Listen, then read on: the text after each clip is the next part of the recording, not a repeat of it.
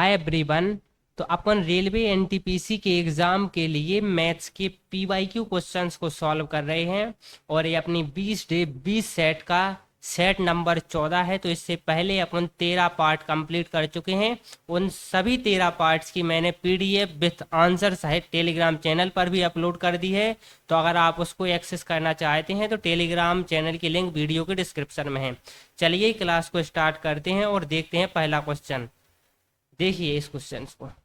अब इस क्वेश्चन में कहा गया है कि एक धनराशि को 10% वार्षिक चक्रवृद्धि ब्याज की दर से 2 वर्ष के लिए निवेशित करने पर मिश्रधन 18-15 प्राप्त होता है। तो आरंभ में निवेशित मूलधन ज्ञात कीजिए। देखिए इस क्वेश्चन को अपन मात्र 3-4 सेकंड में सॉल्व करना है। देखिए इस क्वेश्चन को। इस क्वेश्चन में आप देखिए मिश्रधन दिया गया है 1815, रेट 10% दी गई है और समय 2 वर्ष का दिया गया है। तो देखिए जो 1815 है ना, ये क्लियरली आपको दिखेगा कि 3 से डिवाइजेबल है, अर्थात 3 से इसमें भाग जाएगा। तो जो भी अपना आंसर होगा उसमें भी 3 से भाग जाएगा। देखिए पहला ऑप्शन को देखिए, 15, 12, 5, इसमें 3 का भाग नहीं जाता, ये आंसर नहीं है। इसमें देखिए 1475 में 4 और 1 5, 5 5 10 और 7 17, इसमें 3 का भाग नहीं जाता, ये आंसर नहीं है। इसको देखिए 5 5 10 और 1 11, इसमें 3 का भाग नहीं जाता, ये आंसर नहीं है। इसमें 3 का भाग जाता है क्योंकि 5 और 1 6, यही अपना आंसर हो जाएगा। अब देखिए मैंने इसको कैसे निकाला, तो उसको भी देखिए। मैं कहूंगा कि आपको रेट कितनी दी गई, तो आप कहोगे रेट दी गई है 10%। मैं कहूंगा इस 10% का मतलब क्या है, तो आप कहोगे 10% का मतलब होता है 1/10। मैं कहूंगा इस 1/10 का मतलब क्या है, तो आप कहोगे 1/10 का मतलब ये है कि अगर राशि 10 रही होगी ना, तो वो 1 साल बाद 10 से 11 हो गई होगी। मैं कहूंगा 1 साल नहीं 2 साल के लाने बताओ, तो आप कहोगे कि दूसरे साल भी राशि 10 से 11 हो गई होगी। तो फिर आप कहोगे कि इन 2 सालों में राशि 10 गुणे 10 अर्थात 100 से 121 हो गई होगी। 121 अपन को चूंकि मिश्रधन दिया गया है, तो मिश्रधन दिया गया है, इसका मतलब कि इस 121 की वैल्यू कितनी है, तो आप कहोगे इस 121 की वैल्यू 1815 है। तो अपन को किसकी वैल्यू ज्ञात करनी है, 100 की वैल्यू ज्ञात करनी है। तो अब आप ध्यान से देखिए कि 121 है ना, तो एक 11 गुणे 11 है, और इस 1815 में आप देखोगे तो एक 3 छुपा है, एक 3 छुपा है, क्योंकि ये संख्या 1815 है वो 3 से डिवाइजेबल। इसको लिख सकते हैं 3 गुणे 3 18 और 3 5 है 15 05। तो 3 गुणे 605, तो ये 3 हमेशा ही रहेगा क्योंकि नीचे 11 है।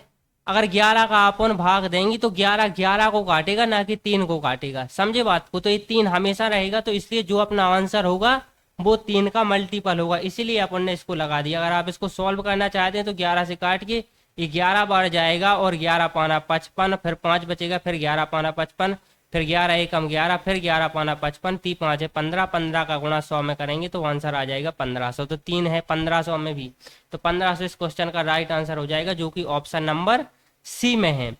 तो इस प्रकार के क्वेश्चंस में अपन को रेट की परसेंटेज को देखा जाता है। रेट का परसेंटेज कितना है, 10%। तो इसका मतलब क्या है कि 10% का मतलब होता है 1/10। तो 1/10 का मतलब होता है कि हर बार राशि 10 से 11, 10 से 11। तो इसका मतलब ये है कि नीचे 11 गुणे 11 आएगा।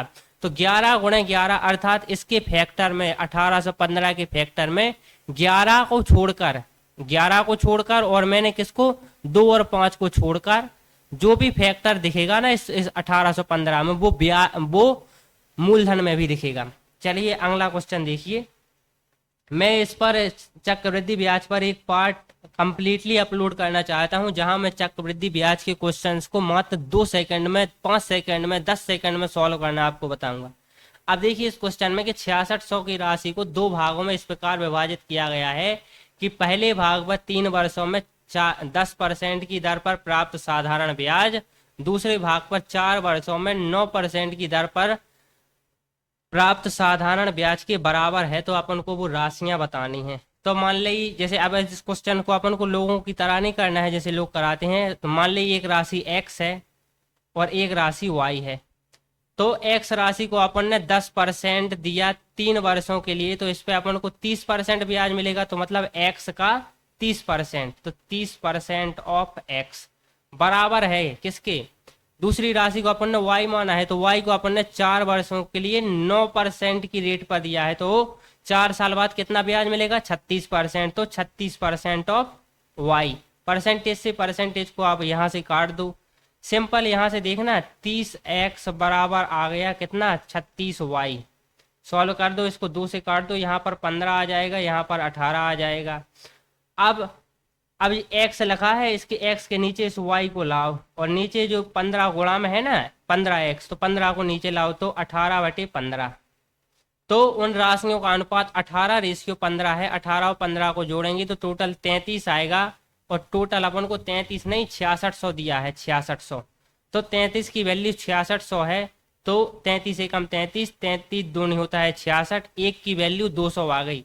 अपन को एक की नहीं वैल्यू, अपन को x और y की वैल्यू ज्ञात करनी है। तो x की वैल्यू कितनी है, तो आप कहोगे 18, तो ये हो जाएगी 18 गुणे 200 और ये हो जाएगी 15 गुणे 200। तो 18 गुणे 200 होता है 36,000 और 15 गुणे 200 होता है 30,000। आई एम सॉरी, 18 गुणे हाँ आई एम सॉरी, ये 6600 है। 33 एकम 33, 33 दूनी 66 और 200 और 200 में 18 का गुणा होगा तो 18 दूनी 36 और 2 जीरो 3600 और 3000। 3600 3000 ऑप्शन नंबर ए में है। मैं ये उसको 66,000 एक्चुअली समझ रहा था। देखिए इस क्वेश्चन को। अब इस क्वेश्चन में कहा गया है कि एक तरल मिश्रण में 1/5 भाग अम्ल है, 3/5 भाग अल्कोहल, शेष भाग पानी है। तो सबसे पहले आपको 1/5 की फ्रिक्शन आनी, 1/5 जो फ्रिक्शन दिया गया है इसको परसेंटेज आना चाहिए। 1/5 किसका परसेंटेज होता है, तो आप कहोगे 20% का। तो इसका मतलब ये है कि 20% उसमें अम्ल है। सेम इसी प्रकार 3/5 भाग क्या है, पानी। तो 3/5 जो फ्रिक्शन होती है वो 60% की होती है। तो 60% उसमें अल्कोहल है, अल्कोहल है। और उसमें कहा गया है कि शेष भाग पानी है। तो 60% और 20% 80% तो अम्ल और अल्कोहल ही हो गई। तो बचा कितना, तो 100% में से 20% बचा, तो 20% ही पानी रहा होगा। तो अपन को 20% पानी है। यदि मिश्रण की कुल मात्रा 20 लीटर है तो 20 लीटर मिश्रण है, तो 20 लीटर का अपन को 20% ज्ञात करना है। परसेंटेज का साइन हटेगा, नीचे 100 आएगा, 1 0 से 1 0 कटेगा, 1 0 से 1 0, 2 दूनी 4 इस क्वेश्चन का राइट आंसर हो जाएगा, जो कि ऑप्शन नंबर सी में है। चलिए अगला क्वेश्चन। अब ये क्वेश्चन को देखिए। अब इस क्वेश्चन में कहा गया है कि पी क्यू की तुलना में 50% अधिक समय लेता है। यदि वे एक साथ कार्य करते हैं तो कार्य 18 दिनों में पूरा हो जाएगा। क्यू अकेले इस कार्य को कितने दिनों में पूरा कर लेगा। देखिए 50% की सबसे पहले आपको मेरे को बताओगे कि फ्रिक्शन कितनी होती है, तो आप कहोगे 1/2। 50% की फ्रिक्शन होती है 1/2। तो इसका मतलब ये है कि अगर क्यू अगर 2 टाइम लेता होगा ना, तो जो P है ना वो 50% ज्यादा ले रहा है, क्योंकि Q की तुलना में 50% अधिक समय कौन ले रहा है, P। तो P कितना समय ले रहा है, 3 समय ले रहा है। तो इनका जो समय का जो रेशियो है ना वो 2:3 है। तो इनकी कार्य क्षमता का जो रेशियो होगा ना, कार्य क्षमता का जो रेशियो होगा वो उल्टा होगा। कार्य क्षमता इसकी 3 होगी और इसकी 2 होगी, क्योंकि कार्य क्षमता समय की जस्ट उल्टी होती है। कार्य क्षमता कहलाती है उनकी काम करने की क्षमता। तो देखिए Q की 3 है और P की 2 है, और ये 18 दिनों में किसी कार्य को कर रहा है। तो 3 और 2 टोटल 5 क्षमता के साथ अगर इनको 18 दिन लग रहे हैं तो टोटल काम होगा 18 गुणे 5 अर्थात 90। तो 90 टोटल कार्य है। अब इसमें कहा गया है कि Q अकेले को टोटल काम है, अर्थात पूरा कार्य कितने दिनों में करना पड़े, कितने दिनों में करेगा।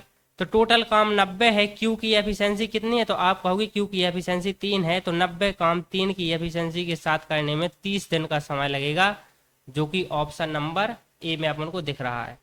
चलिए उस क्वेश्चन को देखिए। इस क्वेश्चन में कहा गया है, देखिए इस प्रकार के क्वेश्चंस को अपन को कैसे सॉल्व करना होता है। तो अंकित मूल्य पर 40% की छूट देने के बाद भी एक जैकेट 20% के लाभ पर 600 में विक्रय किया गया। यदि यह अंकित मूल्य पर बेचा जाता तो प्रतिशत लाभ ज्ञात कीजिए। देखिए इस प्रकार की स्थिति में यहाँ पर लिखिए आप मार्क प्राइस, यहाँ पर लिखिए आप सेलिंग प्राइस, और यहाँ पर लिखिए कॉस्ट प्राइस। अब देखना 20 पर 40% छूट दी गई, 40% छूट। 40% की फ्रिक्शन कितनी होती है, तो आप कहोगे 40% की फ्रिक्शन होती है 2/5। तो इसका मतलब यह है कि अगर चीज का अंकित मूल्य 5 था तो उस पर 2 की छूट के साथ 3 में बेचा गया है। तो मार्क प्राइस अगर 5 है तो 2 की छूट के साथ उसको सेलिंग प्राइस कितना है, तो आप कहोगे 3 है, 3 है। अब देखिए यहाँ पर 20% लाभ अपन को हो रहा है उसी पर, तो 20% की फ्रिक्शन कितनी होती है, तो आप कहोगे 20% की फ्रिक्शन होती है ना, वो होती है 1/5। तो इसका मतलब क्या है कि अगर कोई चीज 5 में खरीदी थी तो उसको 1 के लाभ के साथ 6 में बेच दिया। तो यहाँ पर इस कॉस्ट प्राइस वाले में आइए कि अगर कोई चीज 5 में खरीदी थी तो बेच कितने में दी, तो इस 3 के नीचे लिखेंगे 6 में बेच दी, 6 में बेच दी। अब इस रेशियो को बराबर कीजिए, तो यहाँ पर 3 है तो यहाँ पर 3 लिख दीजिए, और यहाँ पर 6 है तो इसके सामने 6 लिख दीजिए, और इसके सामने 3, तो ऐसे। अब देखिए मार्क प्राइस कितना आया, तो 6 का गुणा 5 के साथ करेंगे तो 30 आएगा, सेलिंग प्राइस 6 थी 18 आएगा, और कॉस्ट प्राइस 5 थी 15 आएगा। तो देखिए इस 600 की अपन को यहाँ पर जरूरत नहीं है, देखना यहाँ से आ गया कि कॉस्ट प्राइस अगर 15 है और अगर अपन इसको मार्क प्राइस पर ही बेचेंगे, मार्क प्राइस अपना जो रेशियो में 30 आया, तो अपन को लाभ कितने का होगा, तो आप कहोगे लाभ 15 का होगा, और कितने पर, क्रय मूल्य कितना है, तो अब 15 ही है, तो 15 का लाभ 15 पर हुआ, तो 100 पर कितना, तो 100% इस क्वेश्चन का राइट आंसर हो जाएगा, जो कि ऑप्शन नंबर सी में है। इस 600 की अपन को कोई जरूरत नहीं पड़ी। देखिए इस क्वेश्चन को, अब इस क्वेश्चन में कहा गया है कि 2 क्रमागत छूट 12% और 5% की समतुल्य एकल छूट का प्रतिशत ज्ञात कीजिए। तो जब भी 2 क्रमागत छूटें दी जाए तो उनका सीधा फॉर्मूला होता है A+B minus A×B divide by 100। तो ए उसकी समतुल्य छूट आ जाएगी। वैल्यू पुट कर दीजिए, A बराबर 12, B बराबर 5, 12 + 5 माइनस 12 × 5 डिवाइडेड बाय 100। 12 और 5 17 हो जाएगा, माइनस 12 पंचे 60, और 2 अंक बाद दशमलव, तो 0.60, और 17 में से 0.60 जाएगा, तो 16.40 इस क्वेश्चन का राइट आंसर हो जाएगा, जो कि ऑप्शन नंबर सी में है। चलिए अगला क्वेश्चन देखिए, ये क्वेश्चन है। अब इस क्वेश्चन में कहा गया है कि यदि 2 संख्याओं के लघुत्तम समापवर्तक और महत्तम समापवर्तक 70 और 7 है, उनमें से एक संख्या 35 है, तो दूसरी संख्या ज्ञात कीजिए। इसका डायरेक्ट फॉर्मूला आप याद कर लीजिए कि LCM गुणे HCF जो बराबर होता है ना, वो होता है पहली संख्या गुणे दूसरी संख्या।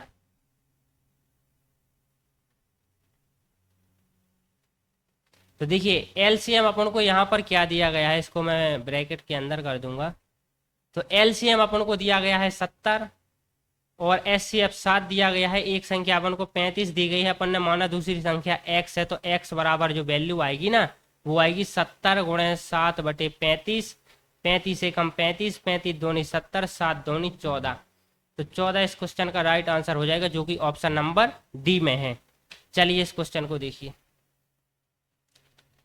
अब इस क्वेश्चन को सॉल्व करना है अपन को। अच्छा क्वेश्चन है, आरआरबी एनटीपीसी के 15/2/2021 की शिफ्ट 1 में स्टेज फर्स्ट में पूछा गया है। देखिए इस क्वेश्चन को, सबसे पहले अपन को सिर्फ इतने समीकरण को लेना है, इतने को।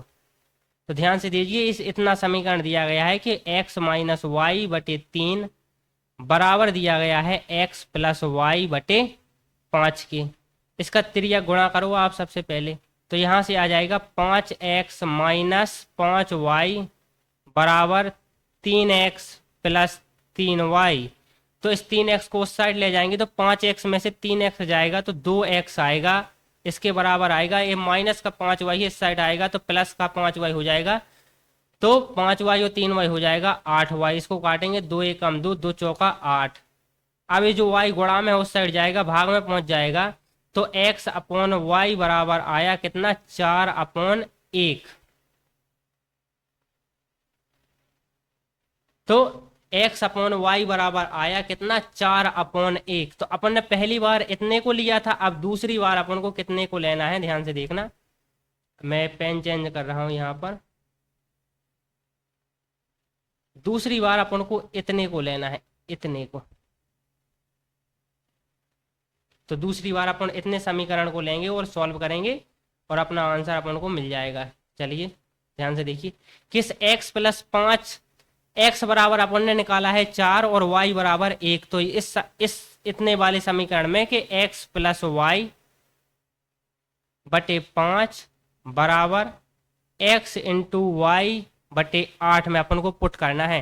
तो x प्लस वाई बराबर कितना है, तो x बराबर अपन को देखना, यहाँ पर ध्यान से देखना, यहाँ पर कि अपन को x और y की क्लियर मान नहीं मिले, अपन को x और y के रेशियो में मान मिले कि अगर x का मान 4 है तो y का मान 1 है। अपन को क्लियर मान नहीं मिले क्योंकि ये बटे में है एक दूसरे के, तो ये अपन को अनुपात के रूप में मिले हैं। तो अपन को अगर रियल मान मानना है तो एक मान होगा x बराबर 4 के, और जो y बराबर होगा ना वो y बराबर होगा 1 के, तो अर्थात के।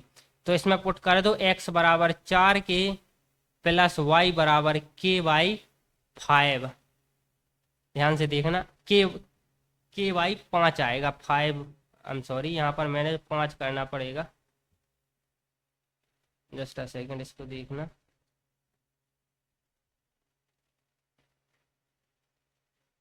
तो इसके बटे में यहाँ पर 5 आएगा बराबर, और अपन ने x बराबर 4 के माना है तो 4 के इंटू के बाई 8। अब इसको 4 के और 1 के 5 के हो जाएगा, और 5 के बटे में 5 है तो ये 5 से 5 तो कट जाएगा। अब आप ध्यान से देखना ना कि 4 के इंटू के यहाँ पर है बटे 8 है, तो इस के से इस के कट जाएगा। अब आप ध्यान से देखना, 4 के बराबर इसका गुणा इस साइड होगा ना, तो 4 के बराबर निकल के आ जाएगा कितना, 4 के बराबर निकल के आ जाएगा 8। तो के की वैल्यू अपन को मिल जाएगी कितनी, के की वैल्यू अपन को 2 मिल जाएगी, के की वैल्यू अपन को 2 मिल जाएगी। तो x की वैल्यू यहाँ से 4 इंटू 2 8 आ जाएगी, और y की वैल्यू k का मतलब अर्थात अपन को पास 2 आ जाएगी। तो अपन से क्या पूछा है कि x इंटू वाई का मान बताइए, तो 8 दूनी 16 इस क्वेश्चन का राइट आंसर हो जाएगा, जो कि ऑप्शन नंबर सी में है। तो थोड़ा सा कैलकुलेटिव क्वेश्चन है लेकिन है एकदम आसान, एग्जाम में अपन इस क्वेश्चन को 1 मिनट में कर लेंगे। चलिए इस क्वेश्चन को देखिए। अब इस क्वेश्चन में कहा गया है कि 0.0987 के ऊपर बार का सबसे छोटा साधारण भिन्न के रूप में कितना मान होगा। तो देखिए इस प्रकार की इस प्रकार की जब भी वैल्यू दी जाए, इसको अगर अपन को जैसे दिया गया है 0, आई एम सॉरी यहाँ पर मेरे को थोड़ा सा क्लियर लिखना पड़ेगा, जैसे वैल्यू दी गई है 0.0987, तो अपन को अगर इसको फ्रिक्शन के रूप में लिखना है तो इसमें क्या देखा जाता है, सबसे पहले तो आप लिख लीजिए कि जिन संख्याओं के ऊपर बार नहीं है उतने तो जीरो आएंगे। तो क्या संख्याओं के ऊपर बार नहीं है दशमलव के बाद, तो आप कहोगे 2 संख्या 0 और 9 के ऊपर बार नहीं है तो उतने 0 लगा दो। और फिर जितनी संख्याओं के ऊपर बार है उतने ही 9 आते हैं, तो कितनी 2 संख्याओं के ऊपर बार है तो उतने अपन ने आगे 9 लगा दिए। ये बात को ध्यान रखना है कि 9 को अपन को आगे लगाना है, क्योंकि अगर अपन ने 0 को आगे लगा दिया तो फिर उसका तो कोई मतलब ही नहीं है। अब आप ध्यान से देखिए, उसके बाद क्या करना है कि इस पूरी वैल्यू को लिख देना है 987, पूरी वैल्यू को लिख देना है, और इसमें से सिर्फ माइनस कर देना है उस वैल्यू को जिस पर बार नहीं है। तो बार किस पर नहीं है, 0 9 पर, तो इसमें से 0 9 को घटाएंगे अपन जब, तो अपन को मिल जाएगा 978 बटे 9900। इसको सॉल्व करो, ये दोनों ही 3 से कट रहे हैं, तो 3 का 9, 3 दूनी 6, 3 छंग 18, और 3 का 9, 3 का 9 2 0, 326 बटे 3300 इस क्वेश्चन का राइट आंसर होगा, जो कि ऑप्शन नंबर सी में है। तो इस प्रकार की जो भी अपन को वैल्यू दी जाए उसको अगर अपन को फ्रिक्शन में बदलना है तो कैसे बदलना है, सबसे पहले जिन 2 नंबरों पर मतलब जितने भी नंबर पर बार है उतने अपन को 9 लिखने हैं, तो जितने पर बार नहीं है उतने को अपन को 0 लिखना है, जितने पर बार नहीं है उसको घटा देना है, तो अपना आंसर मिल जाएगा। चलिए अगला क्वेश्चन, ये है अगला क्वेश्चन। अब इस क्वेश्चन को देखिए, ये बहुत ही अच्छा क्वेश्चन है, और इस प्रकार का क्वेश्चन मैंने लिया है, आरआरबी पैरामेडिकल एग्जाम में पूछा गया है, तो इससे आपके त्रिभुज के काफी कॉन्सेप्ट क्लियर हो जाएंगे। देखिए इसमें कहा गया है कि एक त्रिभुज ए बी सी है, तो मैं इसको ए नाम दूंगा, और इसको मैं बी नाम दूंगा, और इसको मैं सी नाम दूंगा। तो फिर मैं पेन चेंज करूंगा यहाँ पर।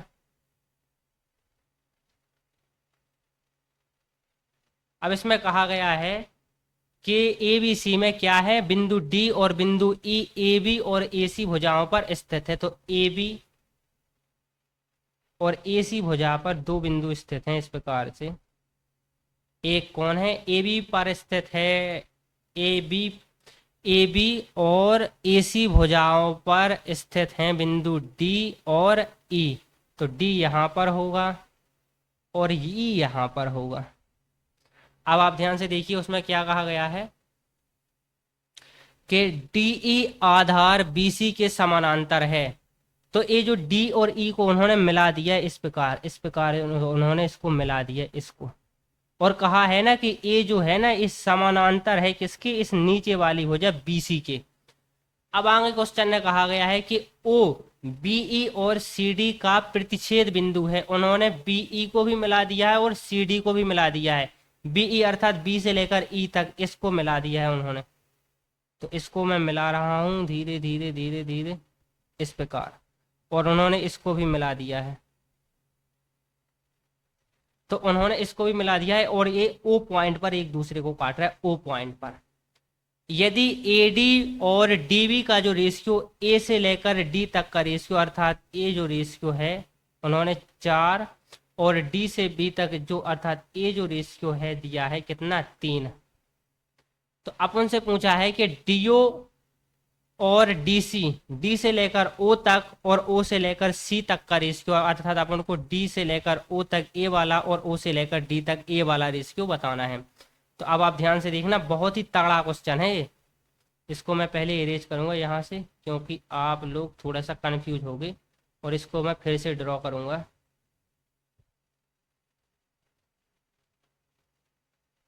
तो देखना, सबसे पहले तो कि ए अगर जे मतलब अगर भुजाएं डीई और बीसी एक दूसरे के पैरेलल हैं, अगर एक दूसरे के पैरेलल हैं, तो ये जो त्रिभुज है ना ए डी ई, ये जो त्रिभुज है ना, देखना ध्यान से, त्रिभुज ए डी और ई है ना, ये सर्वांग सम होगा, सर्वांग सम नहीं समरूप होगा, आई एम सॉरी, समरूप होगा किसके, इस बड़े वाले त्रिभुज ए बी और सी के।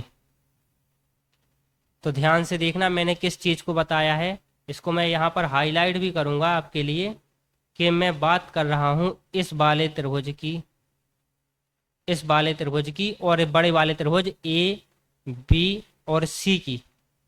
तो मैं इसकी बात कर रहा हूं, ये एक दूसरे के सर्वांग सम क्यों होंगे, क्योंकि मेरे भाई के ए वाला जो कोण है ना वो दोनों के लिए है। सर्वांग सम त्रिभुज की परिभाषा क्या है कि अगर किसी त्रिभुज के तीनों कोण दूसरे त्रिभुज के तीनों कोणों के बराबर होते हैं तो वो त्रिभुज आपस में सर्वांग सम होते हैं। अगर दो भी बराबर हो जाए तो तीसरा अपने आप बराबर हो जाए। देखिए ए कोण है ना जो, वो दोनों में ही है।